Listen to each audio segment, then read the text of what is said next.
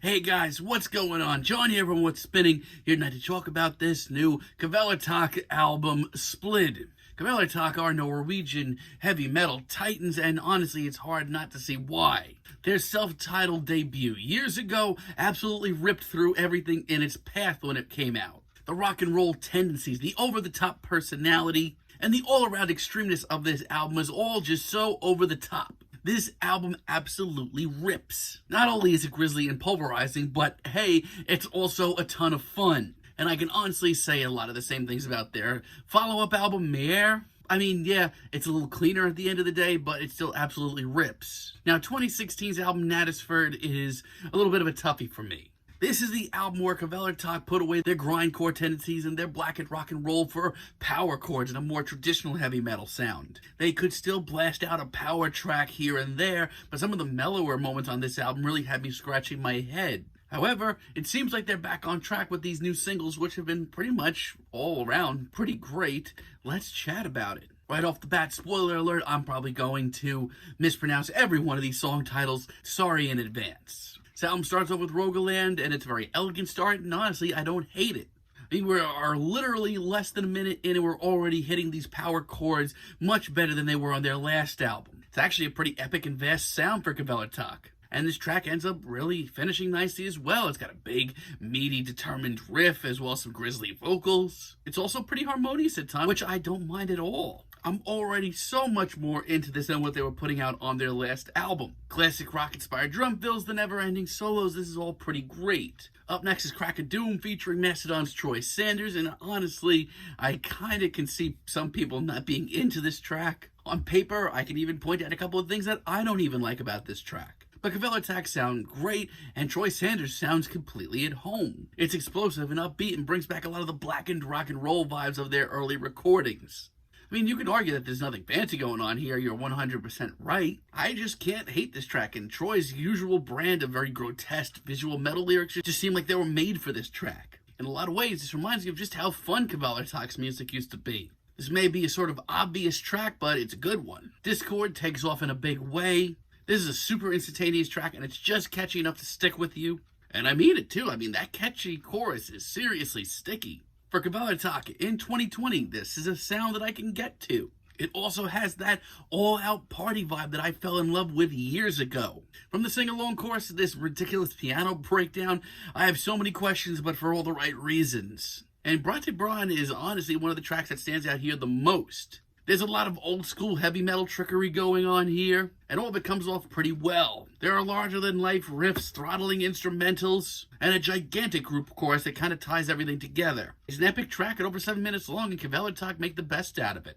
Now, there are moments here that are just so over the top and so cheesy, but it kind of works. And when this track takes off in its final moments, I swear I haven't had this much fun with Kvelertak in quite some time. There's also Fanden de Tete Hull, and all around, this is a pretty well-structured tune. Here, they end up taking their time with this intro. It's something I actually love to hear. It makes their sound a whole lot more epic, and as far as the sung vocals go, I honestly think these are the best here. And it's weird, like, this track doesn't seem to overstay its welcome at all, even though it's well over 8 minutes. It breezes by, and it's pretty awesome. The epic chords, the big drum fills, this is all pretty great. This legitimately checks off everything on your list of everything you want to hear in a metal tune. The more blistering moments are intense, but the final moments here are beautiful and emotional. This is great. And Tevling is just different enough to really stick out to me. I love the guitar tones here at the intro, really something different. Now, the chugging riffs to me here are a little puzzling, but the energy that comes through towards the rest of the track, especially the chorus, ends up winning me over. It is magnificent. For a slower tune from Kvelertak, I honestly don't hate this at all. Now, on the other hand, tracks like Necrosoft are a lot more straightforward. As a matter of fact, way too straightforward as far as I'm concerned. It's got a great riff and all, it's got some really grotesque vocals that I don't mind. But that vibrant, vicious personality that Kvelertak has always had is just nowhere to be found here. Sure, you can groove to this, pump some iron to this, but I can't remember anything special here. It seems like, yeah, overall, this time around, Kvelertak do have this new sound sounding a lot better. However, it's moments like this that I feel like some of their personality has left. Ugless Hegemony actually shows the band going back to their grindcore and punk roots. And to be honest, I'm actually sort of turned off by it.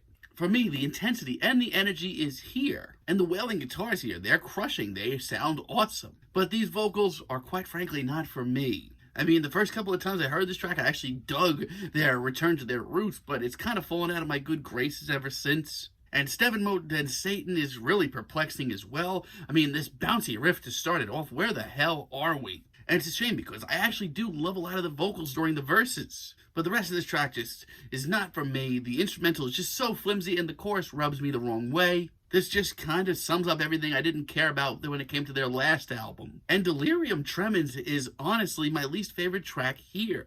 At first, I wasn't that pissed off when I heard them taking their time with this track, trying to make it a little bit epic. I actually liked that quite a bit. But everything else about this track, oh boy, it's not good at all.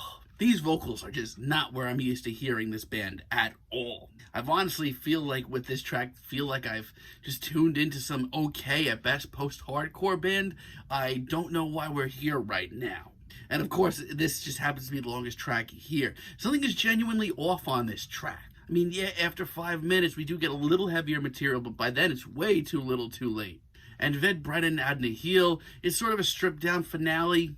I mean, some of the backing drums here aren't that bad. And yeah, this one does eventually take off in a big way, but once again, I feel like it's a little too late for me. I mean, this track as a whole, to me, just kind of sounds like Kvelertak are trying to take a few minutes and get back some of the grit and violence that they gave up in the last couple of years.